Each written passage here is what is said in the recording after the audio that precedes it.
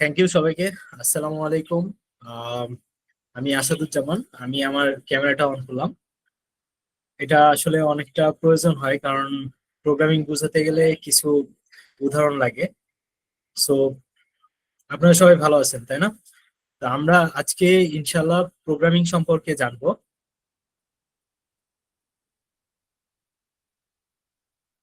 Programming এবং database সম্পর্কে জানবো। ওকে। হ্যাঁ, এস এম তৌহিদ, কিছু বলবেন?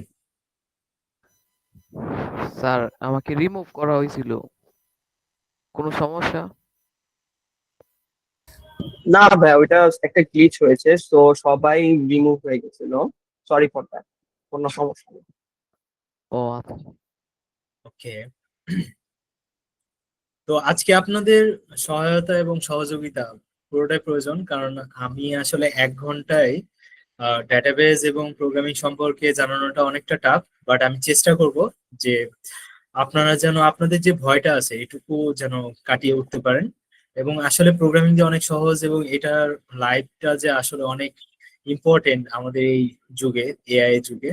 সো সেটা নিয়ে আমরা বিস্তারিত আলোচনা করার ট্রাই করব। ঠিক আছে। সো আমার স্ক্রিনটা শেয়ার করছি। আপনারা যদি কোনো কিছু বলতে চান তাহলে চ্যাট বক্সে বলতে পারেন। আর যদি কোনো কিছু বলার প্রয়োজন হতে পারে, তখন আপনারা একটু হাত তুললেই হবে। ঠিক আছে। সো আমার স্ক্রিনটা দেখা যাচ্ছে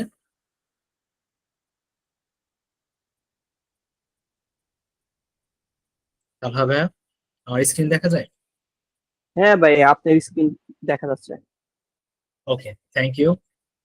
সো আমরা আমার প্রেজেন্টেশনে যাচ্ছি। সো সো প্রোগ্রামিং এর ভাষা তো আসলে একটা ভাষা। ঠিক আছে। তো আমরা যদি একটু বাংলায় পড়ি, যে প্রোগ্রামিং ভাষা হলো এমন একটি ভাষা যার মাধ্যমে মানুষ কম্পিউটারকে নির্দিষ্ট নির্দেশ বা কমান্ড দেয় কোনো কাজ সম্পন্ন করার জন্য। তার মানে প্রোগ্রামিং এর ভাষাটাকে ইউজ করে আমরা কম্পিউটারকে কমান্ড দিব, এবং সেই কমান্ড অনুযায়ী কম্পিউটার আমাদের আউটপুটটা দিবে। এতটুকুই আমাদের মেইন ভাষা। বাট এইখানে বাংলায় যেভাবে বলতেছে এইভাবে আসলে প্রোগ্রামিংটাকে বোঝাটা একটু কঠিন। সো আমরা যদি একটু রিয়েল লাইফ উদাহরণে আসি, তাহলে আমরা বুঝতে পারবো যে আসলে প্রোগ্রামিং জিনিসটা কি, কেন আমাদের প্রয়োজন। ঠিক আছে। তো আমরা জানি যে আমাদের কম্পিউটার জিরো ওয়ান ছাড়া কিছু বোঝে না, তাই না? আমাদের তো বিভিন্ন কম্পিউটারের বই আমরা পড়েছি, বা সাধারণ জ্ঞানও আমরা পড়েছি যে কম্পিউটার বা বিভিন্ন যে যন্ত্র বা মেশিন, তারা জিরো ওয়ান ছাড়া কিছু বোঝে না। তো তাদেরকে কিভাবে মানে আমরা কম্পিউটারকে কিভাবে আমরা বোঝাই যে আমার এটা লাগবে এবং এটাকে তুমি করে দাও। যেমন আমরা গান শুনি, তারপর ভিডিও দেখি, তারপর বিভিন্ন ধরনের সফটওয়্যার ইউজ করি, গেম খেলি। তো এত কিছু করা possible, how is it possible zero আর ওয়ান ইউজ করে? সো এটা যদি আমরা সহজে বুঝতে চাই, তাহলে আমাদের রিয়েল লাইফে একটা উদাহরণ হতে পারে এরকম, যে আমরা অ্যারাবিয়ান একজন মানুষের সাথে কাজ করব, যেখানে আমরা হজ করতে যাব। ওকে।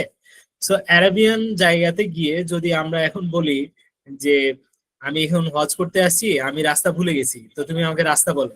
অ্যারাবিয়ান কি আমার কথা বুঝবে? বুঝবে না। আবার অ্যারাবিয়ান যখন আমাকে কোনো একটা কিছু বলবে, আমিও তার কথা বুঝবো না। তো তখন খুবই ডিপ্লোম্যাটিক একটা ব্যাপার, যে আমার কাজ হচ্ছে আমার যে জায়গায় আমি থাকি সেই জায়গায় আমি ভুলে গেছি। তো ওখানে কিভাবে যাব সেটা আমি জিজ্ঞাসা করতেছি, বাট ওখানে সবাই অ্যারাবিয়ান। তো অ্যারাবিয়ানরা আমাকে, আমার কথাও বুঝতেছে না, আমাকে সলিউশনও দিতে পারতেছে না। তো তখন আমাদের করণীয়টা কি? তো তখন আমাদের এরকম এমন একজনকে লাগবে, যার মাধ্যমে আমরা কি করতে পারি, অ্যারাবিয়ানদের সাথে কমিউনিকেশন করতে পারি। তো দেখা যাচ্ছে মাঝখানে এমন একজনকে রাখলাম যে অ্যারাবিয়ান প্লাস বাংলা দুটোই বুঝে। তাহলে কি করতে পারবো, ওই অ্যারাবিয়ানের সাথে আমরা কথা বলতে পারবো, অ্যারাবিয়ানের সাথে আমরা ভালো একটা সম্পর্ক তৈরি করতে পারবো। আবার আমি কি কারণে হারাই গেছি, বা আমার যে জায়গায় ডেস্টিনেশন সেই জায়গাতে পৌঁছানোর জন্য আরো কতগুলো ওয়ে আছে, ওই অ্যারাবিয়ান আমাকে হেল্প করতে পারে, তাই না? তো তার মানে মাঝখানে যে থাকবে তাকে আমরা কি বলতে পারি, ট্রান্সলেটর।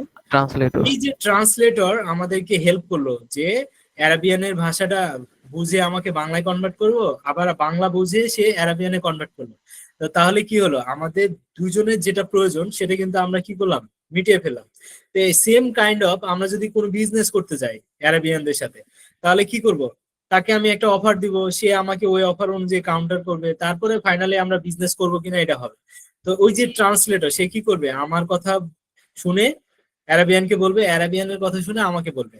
তো এই যে মাঝখানে যে ট্রান্সলেটরটা আছে, এই ট্রান্সলেটরের কাজটাই করে প্রোগ্রামিং ল্যাঙ্গুয়েজ। ওকে, কারণ কম্পিউটারের 0-1 ভাষা আমার মাথায় রাখা পসিবল না, কারণ 0-র পরে 1, কোনটায় 1-এর পরে 1, এগুলো মুখস্থ করে আমি প্রোগ্রামিং এর মানে কম্পিউটারকে ইনস্ট্রাকশন দেওয়া অনেক কঠিন একটা বিষয়। যার কারণে আমরা কি করব, কোনো একটা প্রোগ্রামিং ল্যাঙ্গুয়েজকে বেছে নিব, যে কি করবে 0-1-এ কনভার্ট করতে পারবে আমাদের কথা, আবার 0-1 থেকে আমাদের ভাষায় কনভার্ট করতে পারবে। তো এই প্রোগ্রামিং ল্যাঙ্গুয়েজটাই হচ্ছে আমাদের কি, ভাষাটাকে বহন করতেছে মেশিনের সাথে কমিউনিকেশন করার জন্য। তাহলে মেশিনকে আমরা বুঝাতে পারবো, আবার মেশিন আমাদেরকে আউটপুটটা দিতে পারবে। এইটার জন্য আমাদের প্রোগ্রামিং ল্যাঙ্গুয়েজটা প্রয়োজন। সবাই কি বুঝতে পারছি? তো এখন এই প্রোগ্রামিং ল্যাঙ্গুয়েজটা নিয়ে আমরা যদি একটু সামনে যাই, যে এই প্রোগ্রামিং ল্যাঙ্গুয়েজটা আসলে শুরু কিভাবে হয়েছিল।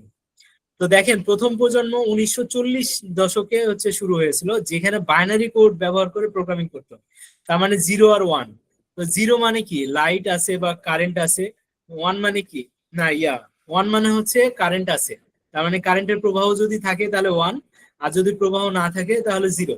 এই 1 আর 0-কে পুঁজি করে হচ্ছে আমাদের এক সময়ের সায়েন্টিস্টরা শুরু করেছিল এই কম্পিউটারের জগৎ। ঠিক আছে? তো ওই 0-1-কে মনে রাখাটা অনেক কঠিন ছিল। তো ওই 0-1-কে কি করছে, ছোট ছোট শব্দে কনভার্ট করছে।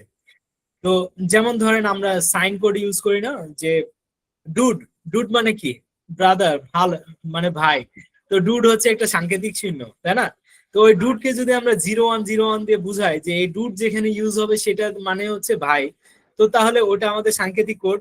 তো আমরা 1950 সাল দশকে আমরা কি করলাম, এই 0-1-কে একটা শব্দে কনভার্ট করলাম, মানে বিভিন্ন শব্দগুলোর মাধ্যমে 0-1 গুলাকে পাঞ্চ অফ করে লিস্ট করলাম। তো আমাদের এখন আর 0-1 মুখস্থ করতে হয় না, এখন কয়েকটা শব্দ মুখস্থ করতে হয়। এই শব্দগুলো মুখস্থ করা অনেক টাফ ছিল। ঠিক আছে? তো এই শব্দগুলোকে ইউজ করে আমরা কি করলাম, প্রোগ্রামিং ল্যাঙ্গুয়েজ করলাম। প্রোগ্রামিং ল্যাঙ্গুয়েজ কোনগুলা, সি, C++, বেসিক, তারপর হচ্ছে কোবল। এগুলো মোটামুটি একটা লেভেলে তৈরি করা হলো। এগুলোকে কি করা হলো, আরো আপডেট করা হলো।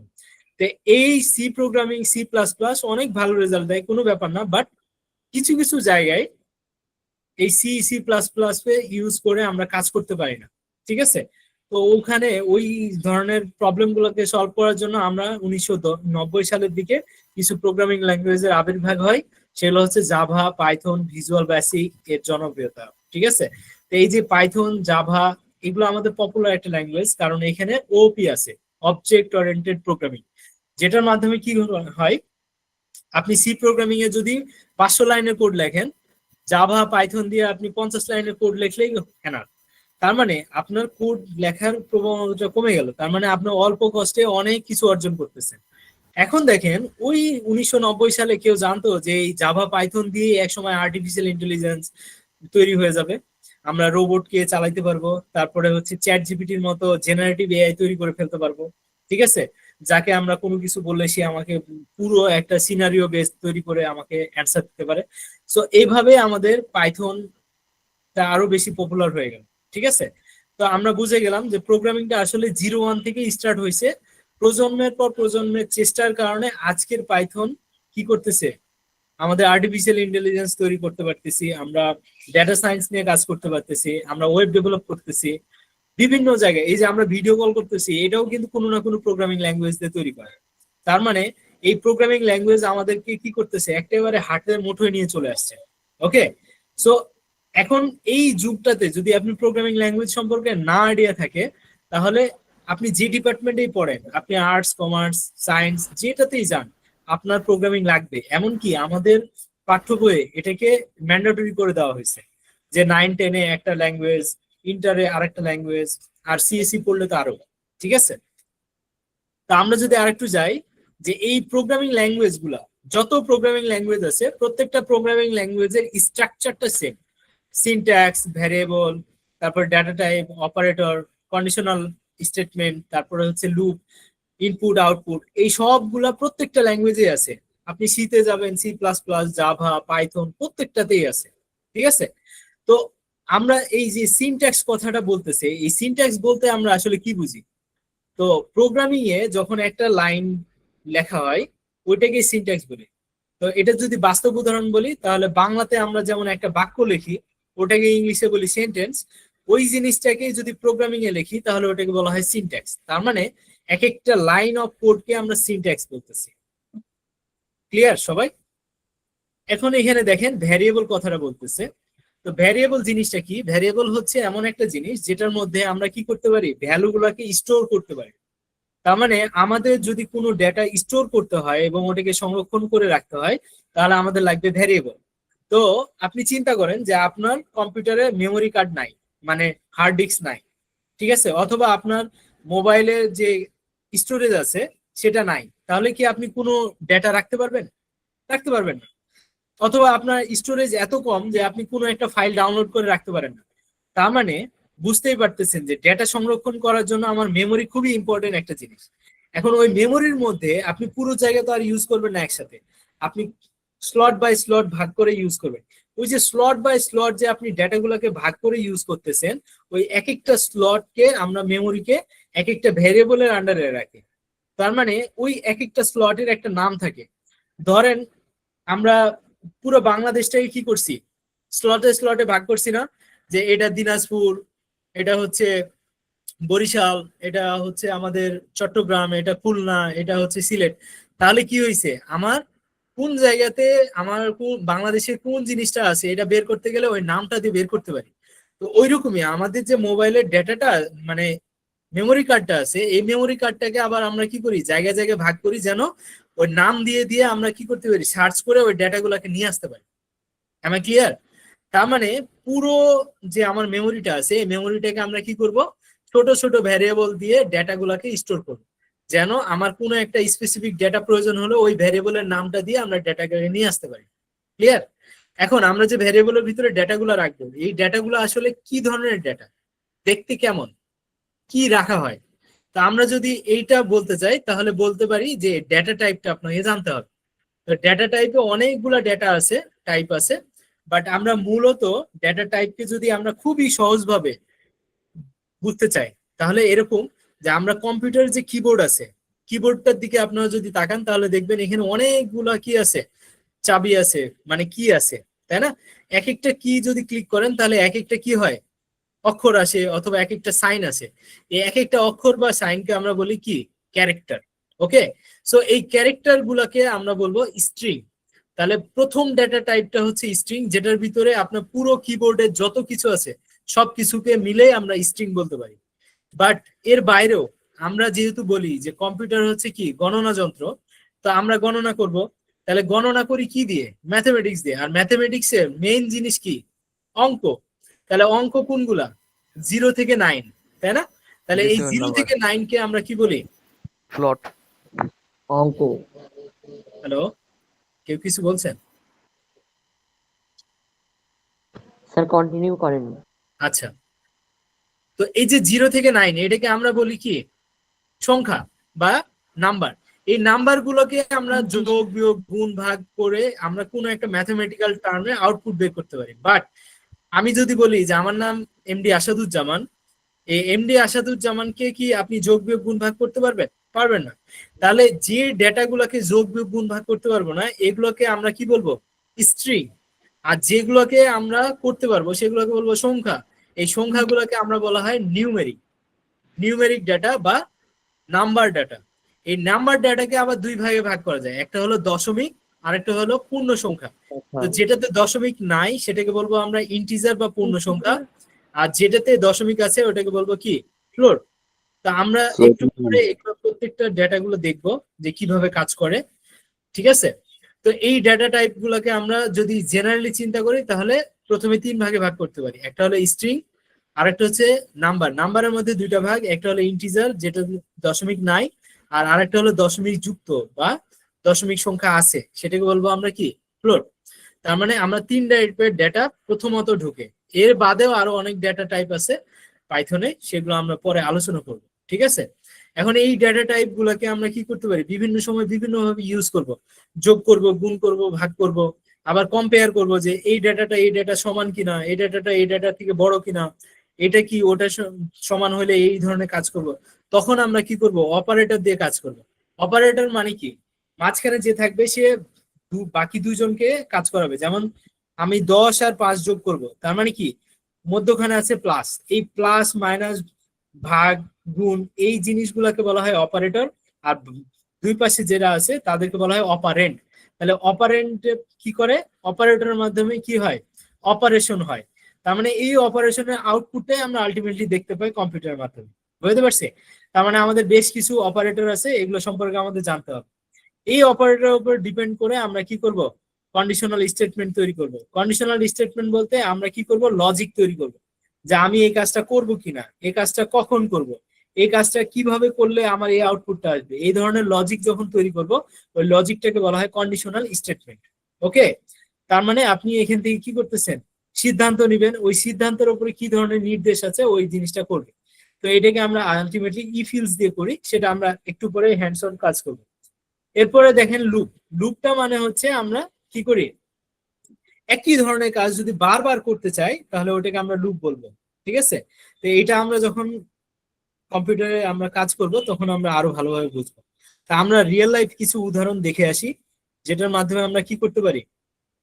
বুঝতে পারবো যে রিয়েল লাইফে আসলে পাইথন কেমন। তো এই রিয়েল লাইফে যদি আমি, আপনারা যদি বাসায় বসে বসে করতে চান তাহলে W3 নামে একটা স্কুল আছে, যেখানে আপনি, খুবই পপুলার একটা সাইট, যেটার মাধ্যমে আপনি কি করতে পারবেন? পাইথনটা বা যে কোনো প্রোগ্রামিং ল্যাঙ্গুয়েজ, এখানে অনেকগুলো প্রোগ্রামিং ল্যাঙ্গুয়েজ আছে, আপনি ধীরে ধীরে শিখতে পারেন। তা আপনাদের ভয় কাটানোর জন্য রিয়েল লাইফ উদাহরণ দিয়ে আমি আপনাদের স্টার্টটা করতেছি, বাট আপনারা বাসায় এটা ধীরে ধীরে করতে পারবেন। ওকে, সো আমরা সিনট্যাক্স বললাম। সিনট্যাক্স মানে কি? প্রোগ্রামিং এর প্রত্যেকটা লাইনটাকে আমরা সিনট্যাক্স বলি, যেমন এটা একটা সিনট্যাক্স। ওকে, সো আমরা সিনট্যাক্স দেখবো। তারপর আমরা ভ্যারিয়েবল সম্পর্কে কথা বলতেছিলাম, এই ভ্যারিয়েবল দেখি। ঠিক আছে, যে ভ্যারিয়েবল কি জিনিস? এই যে 5 জন, এইগুলা হচ্ছে ভ্যালু, আর এই ভ্যালু গুলাকে যারা স্টোর করে তাদেরকে বলা হয় ভ্যারিয়েবল। তো ভ্যারিয়েবলে একটা নাম থাকে, যেমন এখানে এক্স ওয়াই, আপনার ম্যাথে করছে। ঠিক আছে, তো ওটাকে বলি আমরা ভ্যারিয়েবল বা চলো, বাংলায় চলো। ঠিক আছে, তো এই ভ্যারিয়েবল গুলা নিয়ে কিভাবে কাজ করতে হয় আমরা এখন দেখবো। তারপর আমরা একটু আগে ডেটা টাইপ নিয়ে কথা বললাম। এই যে স্ট্রিং, স্ট্রিং মানে কি? পৃথিবীর যা কিছু আছে সব হচ্ছে স্ট্রিং। কিন্তু স্ট্রিং এর ভিতরে আপনি নাম্বারও রাখতে পারেন, বাট নাম্বার পুরোটাই আলাদা। নাম্বার কি? 0 থেকে 9 দিয়ে যেগুলো তৈরি হয় সেগুলোকে আমরা বলবো নাম্বার। এই নাম্বার আবার দুই ভাগে বিভক্ত, একটা হলো ইন্টিজার যেটাতে দশমিক নাই, আর যেটাতে দশমিক আছে ওটাকে বলবো ফ্লোট। ঠিক আছে, তো আমরা অপারেটরে চলে যাই, তাহলে আমরা পুরো জিনিসটা, এই যে আমাদের অপারেটরের মধ্যেই চলে আসবে হচ্ছে ভ্যারিয়েবল, তারপরে নাম্বার, এরপর বুলিয়ান, তারপরে আমাদের ডেটা টাইপ, সবকিছু চলে আসবে। ঠিক আছে, তো আমরা অ্যারিথমেটিক অপারেশনটা করি, তাহলেই বুঝতে পারবো যে আসলে প্রোগ্রামিং জিনিসটা কি। তা আমরা অ্যারিথমেটিক অপারেশন বলতে বোঝাই যোগ বিয়োগ গুণ ভাগ ভাগশেষ, মানে বেসিক যে অপারেশন গুলা যেগুলো আমরা ম্যাথমেটিক্যালে করি সেগুলোকে বলি আমরা অ্যারিথমেটিক অপারেটর। এই অ্যারিথমেটিক অপারেটর দিয়ে আমরা কি করব? অপারেশন তৈরি করব, যেন আমরা আউটপুটে দেখতে পাই। তা একটা প্রোগ্রামিং ল্যাঙ্গুয়েজের মাধ্যমে আমরা কি করব? যোগ বিয়োগ গুণ ভাগ এই কাজগুলো কিভাবে করা যায় সেটা দেখব। ঠিক আছে, তো এখানে ট্রাই ইট ইয়োরসেলফে গেলে আমরা, এই কোডটা অলরেডি করা আছে, তাহলে আমাদের টাইমটা কম লাগবে। ঠিক আছে, আচ্ছা কেউ কি কিছু বলছেন? হ্যাঁ, হ্যান্ড রাইজ করছেন, কিছু বলবেন? মুক্তি ম্যাডাম,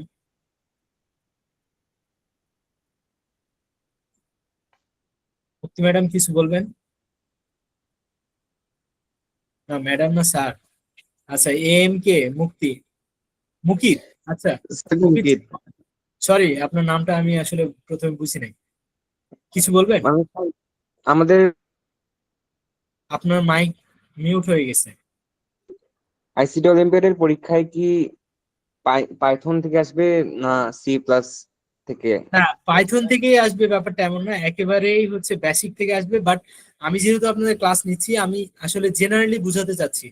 পাইথন বুঝছেন মানে জাভা, তারপরে হচ্ছে সি, সেম টাইপের জিনিস। ঠিক আছে, জাস্ট আপনাকে লজিকটা বুঝাচ্ছি যে সিনট্যাক্স কি জিনিস, অপারেটর কি জিনিস, ভ্যারিয়েবল কি জিনিস, এই টাইপের। ঠিক আছে, সবাই কি বুঝতে পারছি? ওকে, তালহা সাহেব আপনার উত্তরটা ভালো মতো দিতে পারবে। স্যার আপনি কি উত্তরটা দিবেন?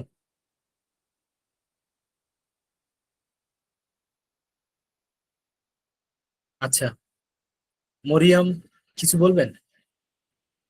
স্যার আমি গত কয়েকটা ক্লাস মিস করছি। আচ্ছা, এই ক্লাসে আসলে আমরা প্রোগ্রামিং এবং ডাটাবেজ নিয়ে কথা বলছি, আর এটা নিয়ে যদি আপনাদের কাইন্ডলি কিছু থাকে। একটু সরি, কাইন্ডলি কোর্স রিলেটেড যদি কোনো কোয়ারিজ থাকে তাহলে আমরা আস্ক করব। এন্ড টেকনিক্যাল এই সব জিনিসপত্রগুলি আমরা ক্লাসের শেষে গিয়ে কোয়েশ্চেন গুলি নিব। Okay, okay sir, thank please continue. Okay, তো আমি যতটুকু বলেছি এর মধ্যে যদি কারো কোনো কোয়েশ্চেন থাকতো তাহলে আমি নিতাম। তা আমরা এখন চলে যাই যে আসলে প্রোগ্রামিং এ যোগ বিয়োগ গুণ ভাগগুলো কেমনে হয়, ক্যালকুলেটর একটা বানানো যায় কিভাবে। ঠিক আছে, তো দেখেন আমরা এখানে এক্স নামে একটা ভ্যারিয়েবল নিছি। আমরা একটু আগে বললাম যে ভ্যারিয়েবল কি, আমাদের পুরো যে মেমোরিটা আছে মেমোরিটার মধ্যে কোনো একটা সংক্ষিপ্ত পোর্শন, কোনো একটা মেগাবাইট এতটুকু জায়গা আমি নিচ্ছি, ওই জায়গাটুকুর নাম দিচ্ছি এক্স। ওই এক্স এর ভিতরে আমরা ডেটা রাখতেছি 15। ওকে, সো এরকম ওয়েতে ওয়াই হচ্ছে আর একটা আমাদের কি ভ্যারিয়েবল, যে জায়গার ভিতরে আমরা 4 রাখতেছি। এখন আমরা এই 4 আর 15 এর মধ্যে যোগ করে আমরা আউটপুটটা দেখতে চাই, বিয়োগ করে আউটপুট দেখতে চাই। সেই আউটপুটটা দেখার নিয়ম হচ্ছে প্রিন্ট। এই প্রিন্টের মাধ্যমে আমরা কি করতে পারি, পাইথনে কোনো একটা ভিতরে যে 0-1 কনভার্ট হয়ে যোগ বিয়োগ করে যে আউটপুটটা আসলো, এই আউটপুটটা দেখানোর জন্য আমরা প্রিন্টের মাধ্যমে দেখতে পাই। ঠিক আছে, তো প্রিন্টের ভিতরে আমরা কি করলাম, এক্স প্লাস ওয়াই এই জিনিসটা দেখতেছি। তাহলে এক্স আর ওয়াই যোগ করলে কি হবে, 15 আর 4, এটাকে বলা হয় কল বাই ভ্যালু। মানে আপনি এক্স আর ওয়াই দেখতেছেন, আলটিমেটলি 15 আর 4। ঠিক আছে, তাহলে 15 আর 4 যোগ করলে কত, 19 বা 19। তাহলে দেখেন 19। ওকে, মাইনাস করলে দেখবেন 11, তাহলে দেখবেন এই যে 11। গুণ করলে দেখবেন 4×15 60, এই যে দেখেন 60 চলে আসছে। ভাগ করলে দেখবেন 3.75। যেহেতু এখানে একটা ভাগ আছে এজন্য পয়েন্ট চলে আসছে। যদি দুইটা ভাগ করা হয় তাহলে দেখবেন এই পয়েন্টটা আর আসবে না। এটা মানে হচ্ছে ইন্টিজারে কনভার্ট করা, ফ্লোর মানে আমি দশমিক নিব না। যেমন আপনি যদি পেট্রোল পাম্পে যান তখন আপনি দেখবেন যে আপনার টাকা আসবে, পেট্রোল পাম্পের 1 লিটারের দাম হচ্ছে ধরেন 110.50 পয়সা। তা আমরা কি কখনো 50 পয়সা নেই? তো তখন ওইগুলাকে রাউন্ড করার জন্য আমরা কি করি, এই ডাবল স্ল্যাশ দেই। তাহলে আমাদের ভ্যালুটা কি হয়, ইন্টিজারে চলে আসে আর দশমিকে আসে না। ওকে, এরপরে দেখেন এখানে একটা পার্সেন্টেজ আছে। এই পার্সেন্টেজের কাজ হচ্ছে ওয়াই দিয়ে যদি এক্স কে ভাগ করি, ভাগ শেষ কত থাকবে। তাহলে আমরা যদি 4 দিয়ে 15 কে ভাগ করি তাহলে দেখবেন 3×4 = 12, আর 15 হইতে গেলে 3 ডিফারেন্স থাকে, তাহলে ওটাই হচ্ছে আমার ভাগশেষ। তাহলে দেখেন 3 হচ্ছে আমার ভাগশেষ। আমরা অনেক সময় পাওয়ার করি x⁴y, এ ধরনের অঙ্ক আছে না, ওই পাওয়ারের অঙ্কগুলো কি করি, এক্স হচ্ছে বেস, এক্স এর উপরে হচ্ছে ওয়াই। তার মানে এই ডাবল স্টার দিলে কি হয়, পাওয়ার আসে। কত পাওয়ার দিচ্ছি, ওয়াই। তার মানে ওয়াই এর ভ্যালুটা হচ্ছে এক্স এর উপরে। তার মানে 15⁴ তাহলে 15⁴ যদি 4 হয়, তার মানে 4 বার 15 গুণ করলে যেটা হবে সেটাই হচ্ছে এটার অ্যান্সার। ওকে, তাহলে এইভাবে আমরা সহজে পাইথন দিয়ে কি করতে পারলাম, অ্যারিথমেটিক অপারেশন করে ফেললাম। ঠিক আছে, তার মানে যোগ বিয়োগ গুণ ভাগ আমরা এখন পাইথন দিয়ে করতে পারবো। আপনারা চাইলে এটার একটা স্ক্রিনশট নিয়ে রাখতে পারেন। আপনারা অনলাইন পাইথন কম্পাইলার সার্চ দিলে এ ধরনের কম্পাইলার আসবে। এখানে গিয়ে আপনি যদি ওই কোডটা লিখেন, ধরেন আমার এই কোডটাই আপনি যদি ওখানে লিখেন তাহলে এখানে রান করবেন, রান করলে দেখবেন এখানে একটা আউটপুট আসতেছে। ঠিক আছে, তো আপনারা চাইলে যদি হচ্ছে কম্পিউটারও না থাকে, মোবাইলের মাধ্যমে আপনারা এটা রান করতে পারবেন। ওকে, আচ্ছা, সো আমরা এখন কি করব, অ্যারিথমেটিক অপারেশন মানে যোগ বিয়োগ গুণ ভাগ আমরা পারি। এখন আমরা চলে যাব কোথায়, লজিক্যাল বা কম্পারিজন অপারেটর। কম্পারিজন অপারেটরটা কি, এখানে 6টা অপারেটর আছে। এই 6টা অপারেটরের মাধ্যমে আমরা কি করতে পারি, একটা ভ্যালুর সাথে আরেকটা ভ্যালুর কম্পারিজন করতে পারি, কম্পেয়ার করতে পারি, যে সমান কিনা, বড় কিনা, ছোট কিনা, দুইজন সমান, সমান না হলে কি। তাহলে এই ধরনের কাজগুলোর জন্য আমরা কি করি, এই কম্পারিজন অপারেটর ইউজ করি। তাহলে এইখানে যদি আমরা যাই তাহলে এইখানে কোডটা করা আছে, তাহলে আমাদের সময়টা কম লাগবে। ওকে, তো দেখেন আমরা কি করলাম, এক্স আর ওয়াই এর ভ্যালু নিছি 5 আর 3। এখন বলেন তো 5 আর 3 কি সমান?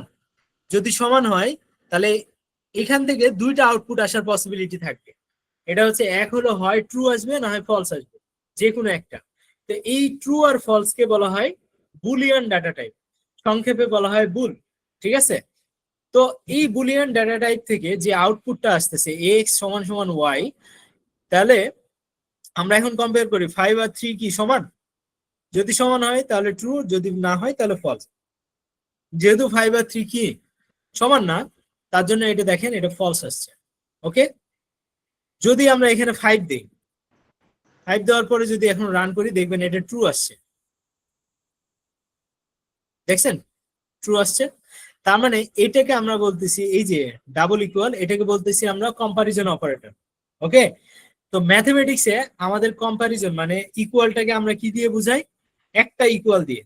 But programming A, Python programming বলেন বা জাভা বা অন্য যে কোনো প্রোগ্রামিং এ, একটা ইকুয়াল থাকলে এটাকে আমরা আর ইকুয়াল বলি না, এটাকে বলি অ্যাসাইনমেন্ট অপারেটর। অ্যাসাইনমেন্ট অপারেটরের কাজ কি? অ্যাসাইনমেন্ট অপারেটরের ডানে যে থাকবে সেটা হচ্ছে ভ্যালু, আর বামে যে থাকবে সে হচ্ছে ভ্যারিয়েবল। তাহলে ভ্যারিয়েবলের কাজ কি? মেমোরি ম্যানেজ করা, ওই মেমোরির ভিতরে ভ্যালুটাকে রাখা। তার মানে ডান দিকে যে আছে সেই ভ্যালুটা ওই মেমোরির ভিতরে ইনসার্ট করতেছে। তার মানে এই 5টা ওয়াই এর ভিতরে যাচ্ছে আর এই 5টা এক্স এর ভিতরে যাচ্ছে। তার মানে এই দুটা মেমোরির ভিতরে 5 আর 5 আছে, এই দুটো যে সমান এটা বোঝানোর জন্য আমরা কি করব?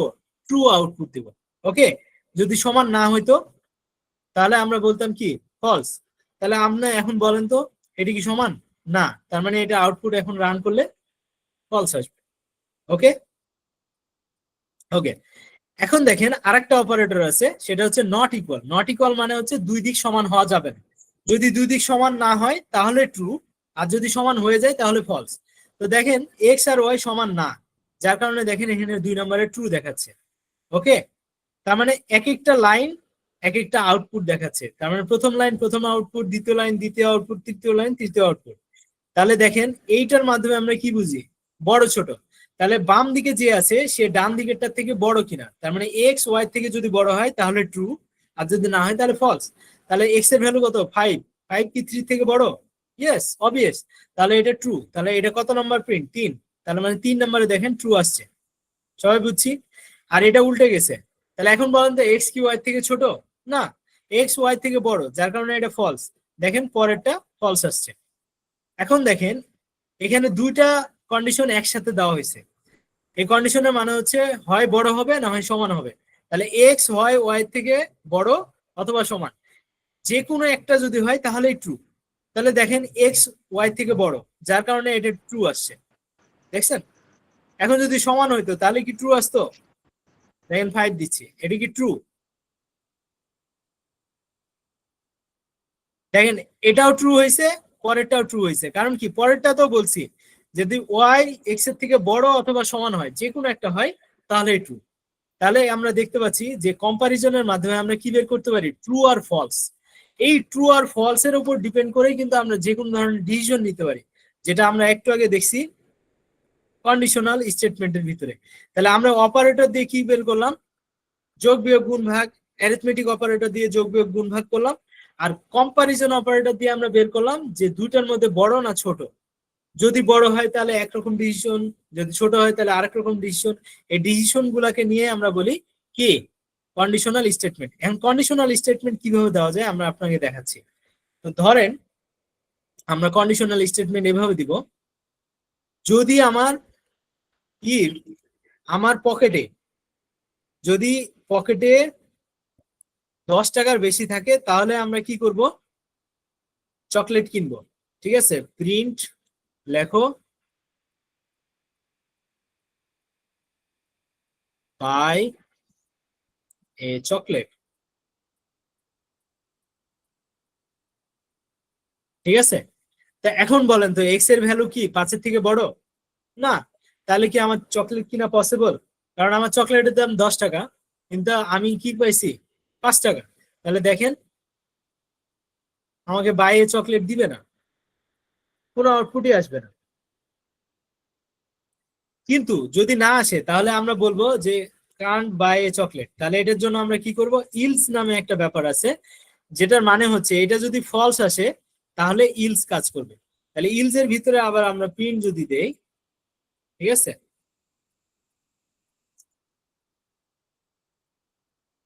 ডাবল কোটেশনের ভিতরে দিচ্ছি can not buy a chocolate. ঠিক আছে? তাহলে এখন দেখবেন যে কোনো একটা অ্যান্সার হবে, হয় বাই এ চকলেট না হয় কান্ট বাই এ চকলেট, দুইটা একসাথে আসবে না, কারণ এটা হচ্ছে কি কন্ডিশন। এই কন্ডিশন যদি ট্রু হয় তাহলে এটুকু কাজ করবে, আর যদি এটা ফলস হয় তাহলে এটা কাজ করবে। তার মানে যে কোনো একটা। তাহলে বলতেছি ক্যান নট বাই চকলেট, কিন্তু আমার কাছে যদি 50 টাকা থাকে তাহলে আমি ইজিলি একটা চকলেট কিনতে পারবো। তার মানে আমি ডিসিশন মেক করব যে যদি 10 টাকার উপরে থাকে তাহলে আমি কি করব, বাই চকলেট। তাহলে দেখেন এখন সে লিখবে যে বাই চকলেট। এভাবেই আমরা সফটওয়্যার গুলো ডেভেলপ করি বিভিন্ন লজিক টজিক দিয়ে। সবাই বুঝছি? এখন আমরা এইটাকে যদি একটা ওয়েবসাইটের মতো করে চিন্তা করি, যে ওয়েবসাইটে আমি এই যে 50 এই ভ্যালুটা আমি আমার মতো করে দিব, তাহলে কিভাবে লিখবো? ইনপুট, আচ্ছা ইনপুট না, আগে ইন্টিজার কনভার্ট করে নিই, নাহলে এটা নাম্বার থাকবে না। ঠিক আছে, input enter your money, enter your মানি। ঠিক আছে, এরকম যদি হয়, এরপরে আমরা যদি এটা করি তাহলে দেখবেন এখানে আমাকে একটা ইনপুট দিতে বলতেছে। তার মানে কি, একটু আগে যেটা ছিল সেটা ফিক্স ভ্যালু, যে 50 না হলে 5 আমাকে বলে দিতে হচ্ছে, কিন্তু এটা হচ্ছে ডাইনামিক। আমি যে কোনো যতবার রান করবো ততবার আমি নতুন নতুন ইনপুট দিতে পারবো ক্যালকুলেটরের মতো। ঠিক আছে, ধরেন আমার কাছে আছে এখন 10 টাকা, 10 টাকা থাকলেও আমি কিনতে পারবো না, কারণ আমি বলছি 10 টাকার উপরে থাকতে হবে। দেখেন এখনো বলবে can not buy a chocolate, আচ্ছা sorry 10 enter, can not buy a chocolate. Okay, তা আমি যদি এখানে ইকুয়াল দেই, তারপরে যদি এখানে 10 দেই রান দিয়ে, তাহলে বলবে এক্স যদি 10 এর সমান অথবা বড় হয়। তার মানে আমি যদি এখন 10 দেই তাহলে কি সমান হচ্ছে না, তার মানে যে কোনো একটা কন্ডিশন ট্রু হচ্ছে, যার কারণে সে বলবে বাই এ চকলেট। সরি আবারও সেম ভুল করছি, বাই এ চকলেট। ওকে, আর যদি আমি কি করি 10 এর উপরে দেই তাহলে তো কিনতেই পারে, তাই না? বুঝতে পারছি? এখন যদি 10 এর নিচে দেই, ধরেন আমি যদি 7 টাকা দেই, আমার কাছে 7 টাকা আছে, তাহলে বলবে Kant by a chocolate, sorry 7। ঠিক আছে, কান্ট বাই এ চকলেট। সবাই কি বুঝতে পারছি? ক্লিয়ার? তার মানে এই কন্ডিশনটার মাধ্যমে আমরা কি করলাম, এটাই বলতেছি কন্ডিশনাল স্টেটমেন্ট। এই কন্ডিশনের উপর ডিপেন্ড করে আমি একটা স্টেটমেন্ট দিলাম যে এটা যদি ট্রু হয় তাহলে এটা করবা, যদি ফলস হয় তাহলে এটা করবা। আর কিভাবে ট্রু ফলস হয় আমরা তো এখানে দেখছি, তাই না? এখানে দেখছি না যে এটা এটা মানে ট্রু আসছে, এটা এটা ফলস আসছে। তার মানে ইফ এর ভিতরে, কন্ডিশনের ভিতরে যদি আমরা এটা চেক করি তাহলে এখানেও ট্রু আর ফলস আসবে। যদি ট্রু হয় তাহলে এটা, যদি ফলস হয় তাহলে এটা। ক্লিয়ার? আমরা এখন যাব লুপে। আচ্ছা, আমরা ইনপুট আউটপুট কিন্তু করে ফেললাম। আমরা কিন্তু দেখেন ক্যালকুলেটরের মতো করে আমরা কি করতেছি, ইনপুট দিতে পারতেছি। তো ধরেন আমরা একটা ইনপুট দিয়ে আমরা একটা ক্যালকুলেটর বানাই, তাহলে কি করব? তাহলে আমরা এরকম বানাই যে নাম্বার 1 একটা ইনপুট নিব, int first bracket input first bracket double quotation. ঠিক আছে, এন্টার এ নাম্বার। ঠিক আছে, সে আমাকে একটা নাম্বার নিতে বলতেছে। এরপরে আমরা বলবো নাম্বার 2 নাও, another NOTHER, another নাম্বার।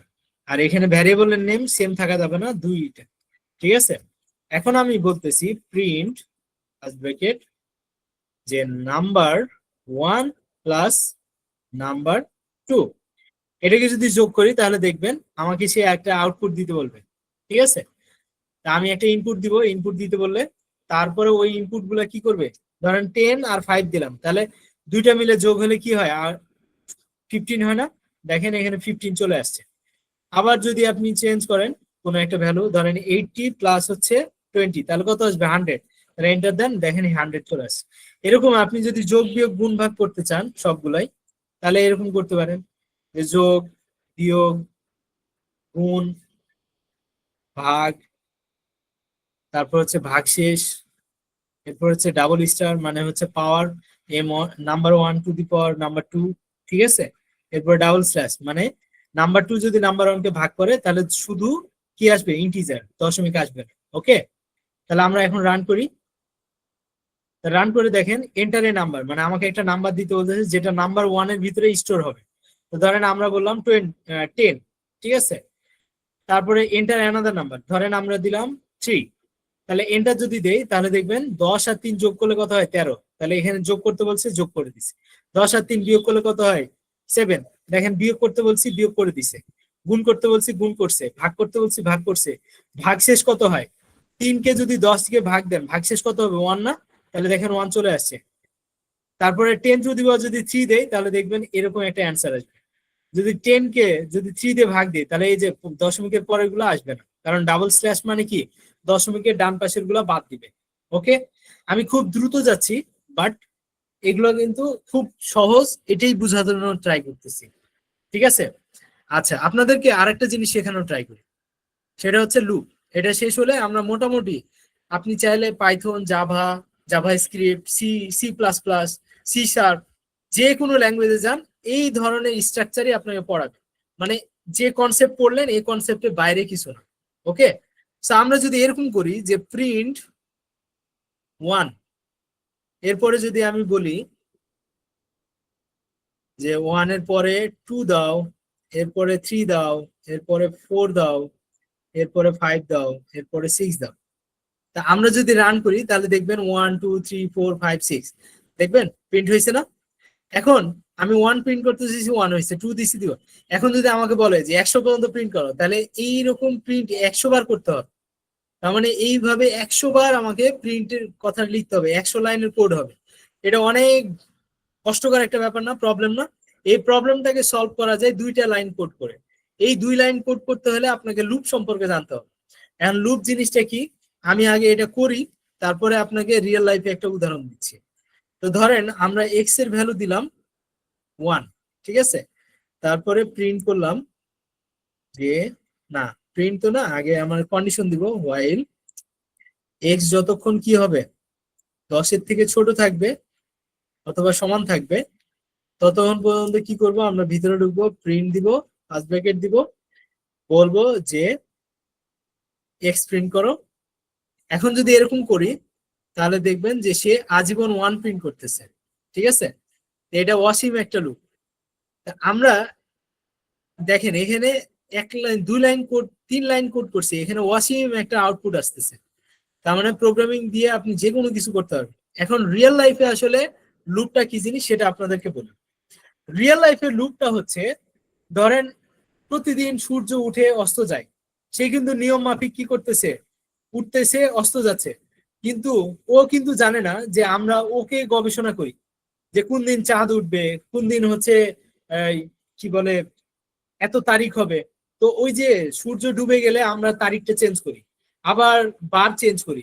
তার মানে এটা একটা লুপ, যে সূর্য প্রতিদিন উঠে আবার অস্ত যায়, আবার উঠে আবার অস্ত যায়, তার মানে বারবার ঘুরতেই আছে। এই ঘোরাটাকে আমরা বলি লুপ। আবার যদি আপনি সপ্তাহের কথা চিন্তা করেন, যে আমরা প্রতিদিন শনি, রবি, সোম, মঙ্গল, বুধ, বৃহস্পতি, শুক্র, আবার নতুন করে লুপ তৈরি হয়, শনি, রবি, সোম, মঙ্গল, বুধ, বৃহস্পতি, শুক্র, এটাও একটা লুপ। আবার মাসের ক্ষেত্রে চিন্তা করেন, পুরো বছরটা একটা loop, January, February, March, April, May, June, July, August, September, October, November, December, আবার আপনি শুরু করতেছেন January, February, March, April, May, June, July. তার মানে প্রতি বছর সেম ভাবে আপনি কাজ করতেছেন। তো এটাকেই বলা হয় লুপ। এই লুপের মাধ্যমে আমরা কি করতে পারি, এই প্রোগ্রামিং এর লুপের মাধ্যমে আমরা হাজারো লাইনের কোড লিখে ফেলতে পারি, মানে আউটপুট লিখতে পারি। তো এখন দেখা যাচ্ছে এখানে 1 প্রিন্ট করতেছে, আমি যদি চাই যে অন্য কিছু, লুপটাকে সসীম করতে, মানে এটা হয়ে গেছে অসীম, সে কিন্তু এখনো আপনার আউটপুট দিতেই আছে। যদি যান এখন আউটপুট দিতে আছে এবং বলতেছে এক্সিকিউশন হাল্টেড, মানে এটা অসীম একটা জিনিস, এটা আর এক্সিকিউশন করা পসিবল না, ঠিক আছে, এটা চলতেই থাকে। তা এখন আমরা এটাকে কি করতে পারি, শর্টকাটে ছোট করে ফেলতে পারি, যেন 1 না আসে, 1 এর পরে 2 আসবে, 2 এর পরে 3 আসবে, এরকম যদি করতে চাই তাহলে আমরা কি করব, এখানে লিখবো এক্স প্লাস 1। তার মানে এই যে এক্স এর ভ্যালু 1 আছে, এই 1টাকে কি করবো, লুপের ভিতরে ঢুকলে সে 1 করে বাড়াই দিবে, বাড়াই দিয়ে এই কন্ডিশনটা চেক করবে, তারপরে ভিতরে ঢুকবে। এভাবে করলে সে 1 থেকে 10 পর্যন্ত প্রিন্ট করতে পারবে। দেখছেন 1 থেকে 10 পর্যন্ত প্রিন্ট করছে। এখন দেখেন আমি একটা জাস্ট নাম্বার চেঞ্জ করব 0, তাহলে দেখবেন এটা 1 থেকে 100 পর্যন্ত প্রিন্ট করে দিছে। তার মানে লুপের পাওয়ার কত দেখছেন, সে আপনার একটা ওয়ার্ড বা লেটার চেঞ্জ করাতে আপনার কতগুলো লাইনের আউটপুট চলে আসছে। এখন ধরেন 1 থেকে 10 পর্যন্ত আপনি প্রিন্ট করেন অথবা 20 পর্যন্ত প্রিন্ট করেন, ঠিক আছে? তো দেখেন সে আপনাকে 1 থেকে 20 পর্যন্ত প্রিন্ট করছে।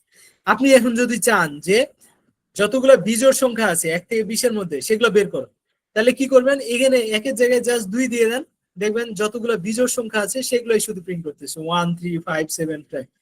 আপনি যদি চান যে 1 থেকে 19 পর্যন্ত যে বিজোড় সংখ্যাগুলো আছে এগুলোর যোগফল বের করো, তাহলে খুবই সিম্পল, জাস্ট টোটাল দিব, 0 দিব, ইনিশিয়াল ভ্যালু কি আমার 0, এরপরে আমরা বলবো total equal total plus x. এটা যদি দেই, এরপরে আমরা লুপ থেকে বের হয়ে এসে শুধুমাত্র বলবো প্রিন্ট টোটাল, আমরা এখানে দিয়ে দেব টোটাল, ঠিক আছে? দেখেন এটা একটা সূত্র হয়ে গেছে, মানে সফটওয়্যার তৈরি হয়ে গেছে। দেখেন 1 থেকে 19 পর্যন্ত যোগ করলে 120 হয়, আপনি চাইলে আপনার ক্যালকুলেটরে যোগ করে দেখতে পারেন। তাহলে দেখেন প্রোগ্রামিং এত সহজ একটা জিনিস যেটার মাধ্যমে আপনি 2-1 লাইন কোড কিভাবে লিখতে হয় এটুকু জানলে আপনি বিশাল শক্তিশালী জিনিসপত্র তৈরি করে ফেলতে পারেন মুহূর্তে। বুঝতে পারছি?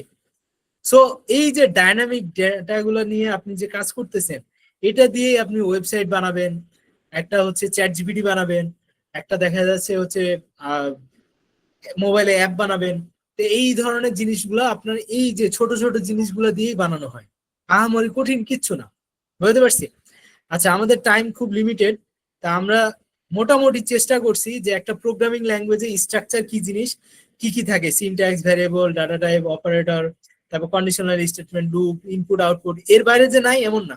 ফাংশন আছে, ওপি কনসেপ্টের মধ্যে আবার ক্লাস, অবজেক্ট এগুলো আছে। বাট প্রত্যেকটা প্রোগ্রামিং ল্যাঙ্গুয়েজে সেম জিনিস। একটা ল্যাঙ্গুয়েজ জানলে আপনি আরেকটা ল্যাঙ্গুয়েজ মানে সুইচ করতে মাত্র 1 দিন লাগতে পারে বা 1 ঘন্টাও লাগতে পারে। জাস্ট খালি কিভাবে লিখতে হয় এতটুকু জানবেন। কনসেপ্ট সবগুলোরই সেম, যে সূর্য উঠে যে লুপ ঘুরা, এটা প্রত্যেকটা ল্যাঙ্গুয়েজ, জাভাতেও যেটা, আপনি সিতেও সেটা, সি প্লাস প্লাসেও ওইটা। আবার দেখা যাচ্ছে কন্ডিশন সেম জিনিস প্রত্যেকটা ল্যাঙ্গুয়েজে, অপারেটর সেম জিনিস সব জিনিসে। বুঝতে পারছি? তার মানে আপনি যদি কষ্ট করে একবার শিখে ফেলেন একটা প্রোগ্রামিং, আপনি পৃথিবী সব ল্যাঙ্গুয়েজই পারবেন। জাস্ট আপনি 1 ঘন্টা লাগবে ওই ল্যাঙ্গুয়েজে কনভার্ট হতে। বুঝতে পারছি? ওকে, তাহলে এই প্রোগ্রামিং নিয়ে আমাদের একটা কোয়েশ্চেন আছে, এই কোয়েশ্চেনটার অ্যান্সার বলেন কে পারবেন? এই কোয়েশ্চেনের অ্যান্সারটা সবাই হচ্ছে আপনাদের চ্যাট বক্সে লিখেন যে এটা কি ডেটাবেস। আচ্ছা, স্লাইড মনে হয় উল্টাপাল্টা হয়েছে। আচ্ছা, আমাকে একটু ইয়া করেন, ক্ষমা করেন, আমি স্লাইড আরেকটা দিই।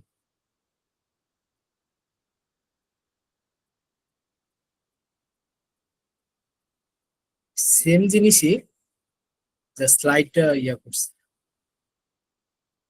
ওকে, তা আমরা যদি এখন যাই আমাদের যেটা ছিল,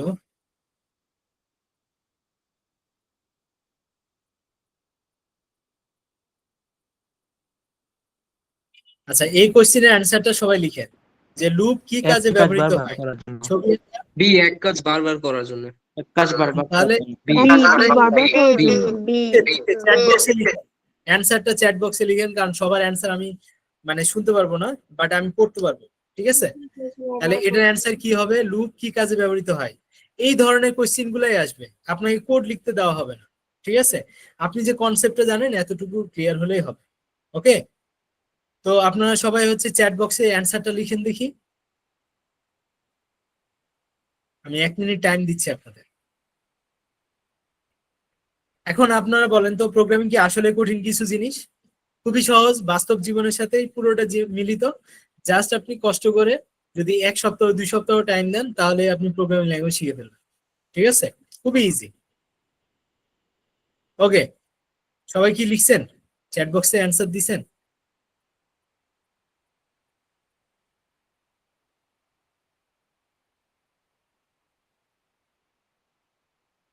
ওকে,